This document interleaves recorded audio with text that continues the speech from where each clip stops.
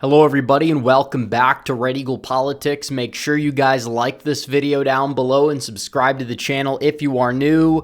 So we have a major election update. Donald Trump has taken the lead out of the state of Pennsylvania in the Real Clear Politics polling average. He currently leads in enough states right now to get to 270 electoral votes, which is absolutely huge. He's got the core states that he held in 2020 plus North Carolina so far in his column. He has a lead in Georgia. He has a lead in Arizona.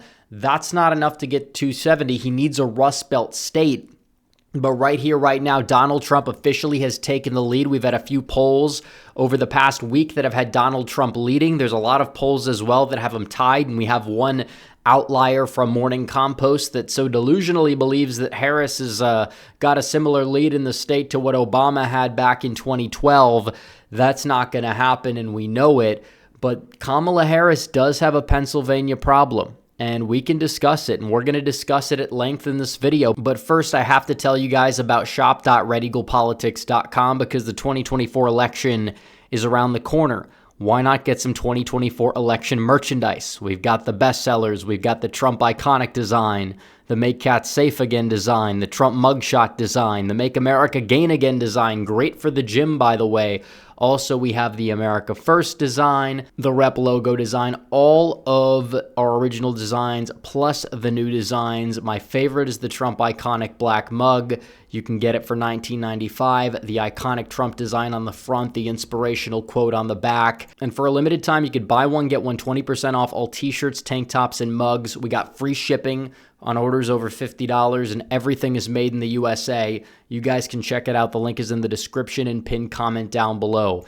But Pennsylvania, Kamala Harris, she's got a problem. That's why her campaign's talked about North Carolina.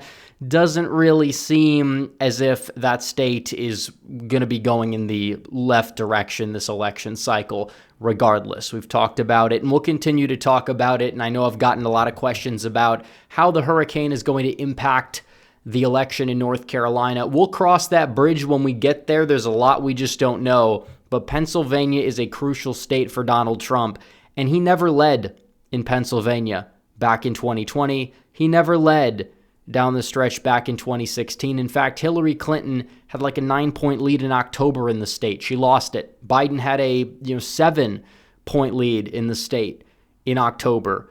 And you're talking about a 1-point game.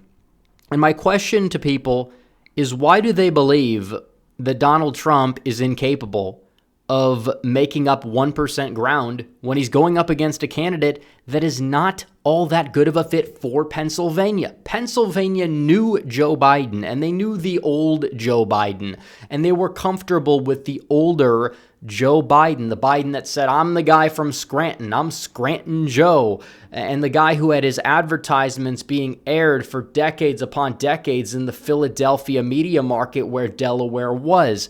It's pretty obvious that Joe Biden had a unique point of strength in Pennsylvania. And if you couple that with COVID and changes to the election system and the BLM stuff and all this, you talk about the key issues in 2020, they favored Biden.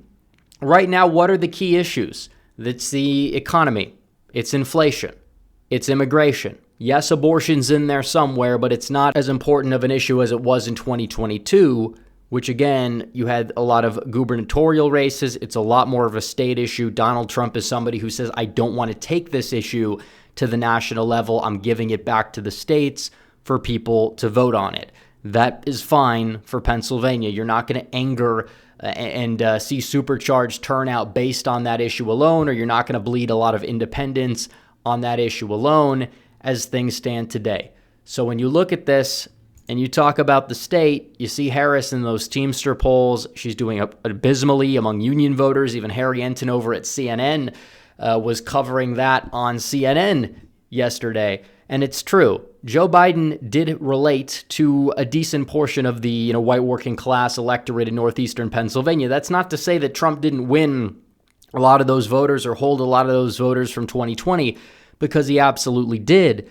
But still, Biden was able to stop the bleeding. Harris is not really able to stop the bleeding. She's probably going to bleed around 5% support, one could say, conventionally, just based on the current state of affairs in the country. Of course, turnout's important. You got to get high turnout, but Democrats have their low propensity voters that they really maxed out their turnout in 2020 and probably are going to see a little bit of a dip, whereas Republicans left a little bit more on the table. And in terms of the battle of persuasion, in terms of new voters, seems like with the current state of affairs, you could see Donald Trump make a net gain of around 5 to 6% with that demographic. And if he does that, he's got a sizable advantage in the state of Pennsylvania. When you look at this, he could very well flip a county like Lackawanna County, which is where Scranton is. He almost won it in 2016. Obviously, Biden, it was his birth county. There's roads named after him there. There's nothing really named after Kamala Harris in that part of Pennsylvania, and that we know. In terms of the white college vote, I think you will see it potentially move left a little bit. By a ridiculous amount, no. I think that white college men might move right. Some of these millennial voters might move right as they, age. And in terms of the black turnout, you're probably going to see it dip a little bit. And I think you will see Donald Trump gain. I think you will see him gain a little bit. And I think he's going to gain with Hispanics significantly, especially among Puerto Ricans in the Philadelphia area, Philadelphia city proper in particular. He very well can crack 20% of the vote in Philadelphia. And when you look at the demography of it, you're getting like a Trump +3 if this holds up. And that is something that is viable, and that's in line with a lot of these rumored internals. It's in line with Atlas Intel, one of the most accurate pollsters in 2020, and it's in line with Trafalgar. When you have all these other polls that are saying tie, we call that poll herding. A lot of these polls, they're a little afraid to show a lead one way or another. And you talk about the margin of error. If the margin of error is off and Donald Trump benefits at the end of the day because of that, this is a viable result. I'm not even saying it's my prediction, but you live by the swingometer, you die by the swingometer. When you adjust these demographics, which you could make a case for it, Donald Trump would break 50% in Pennsylvania. He'd have a sizable lead in Pennsylvania. And when it comes down to party registration, yeah, it's true. Republicans are surging, and Republicans have been surging for a while, and part of it is because ancestral Democrats are switching their registration to Republican, but still, Republicans are continuing, and even in some counties like Chester County that have been moving away from the Republicans that have been ancestrally Republican, you saw them gain over the past week. They gained roughly 5,000 on net this week, which is huge. The last time they had a surge that big was the week after the assassination attempt, which is another thing about Pennsylvania, because Donald Trump, John Fetterman is right. A lot of people in Pennsylvania, that whole ordeal, he has a special place in the hearts of many Americans, and a lot of them did vote for him twice. But also you talk about him just gaining potential support in a lot of these places. It's very possible. And you could talk about the suburbs of Philadelphia. Those are the counties that you could make a case might move left, maybe Allegheny County as well in the process, but still Chester County, close to maxed out. Montgomery County in Delaware, these are like close to max. You might see a rebound in Delaware County. Montgomery might move left a little bit. Chester might move left a little bit. Philadelphia City's probably going to move right. And then you have Bucks County, where the registration data is moving right off a cliff.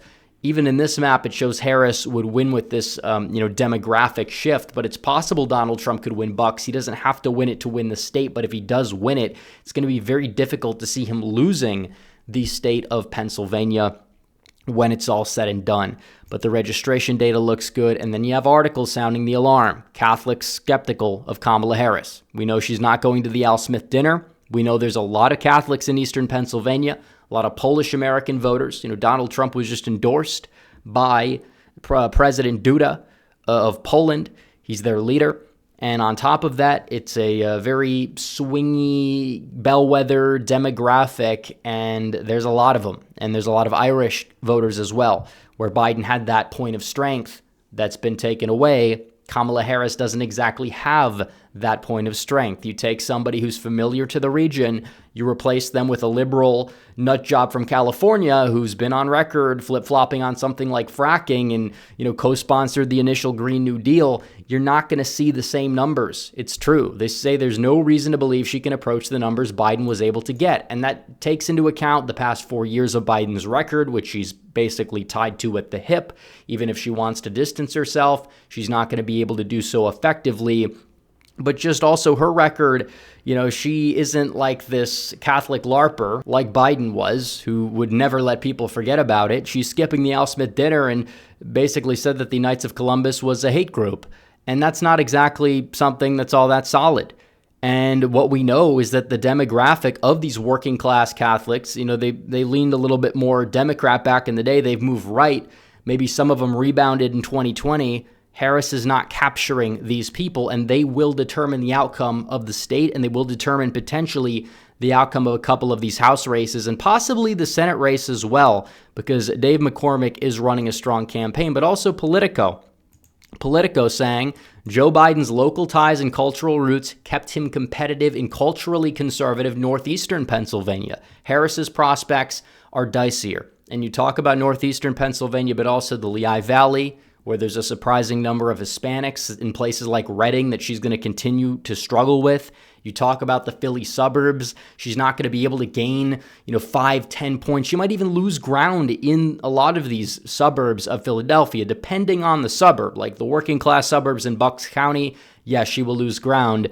Some of these places in Montgomery, she'll hold the margin. She might improve marginally, but it's not going to be enough to offset her point of weakness with a lot of these working class white voters in the state, that somebody in a tumultuous time like Joe Biden, he'd probably be able to get enough of them to hold on. But Kamala Harris, you're probably not going to see it. Democrats can't afford to lose any ground with that demographic. It is a majority of the electorate in the state of Pennsylvania. And when you break that vote down by ethnicity, you're talking about Polish Americans, Irish Americans, you name it.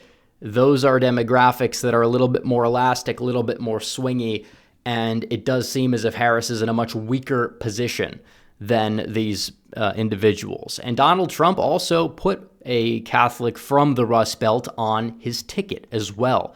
And Kamala Harris decided to put somebody who may claim to be from the Rust Belt, even though Minnesota is not really the Rust Belt, but has a track record of a nut job. And everybody knows that, and we'll see how it unfolds on that debate stage tomorrow night. But either way, the Rust Belt, they are hit hard in terms of the economy uniquely, and you have this administration that pretends like the economy's all fine, everything's going well. Not really the best look. They also tend to be less prone to supporting, foreign wars and intervention. When you have Kamala Harris going out there and basically saying, no, we need to not end the war in Ukraine, that's not going to appeal to these people, even these Polish Americans who don't like Putin, because they despise war even more. So we'll see how Pennsylvania shakes out, but Kamala Harris has this problem in the state of Pennsylvania. She'll do well in Allegheny County. She'll do well in certain suburbs of Philadelphia, but everywhere else is a very good chance she'll bleed support on net. And in a state that was super close in 2020, and you're not seeing this male in the Philadelphia area at the same rate you saw last time, she's in an uphill climb in the state. And I believe that she could very well lose the state by 2 to 3 points when it's all said and done, depending on how things go over the next 35 days. So anyways, guys, thanks for watching this video. Like this video down below, comment down below, subscribe to the channel, hit the bell for notifications so you never miss another video. Follow me on social media. The links are all in the description down below. And I will see you guys in the next one. Red Eagle, out.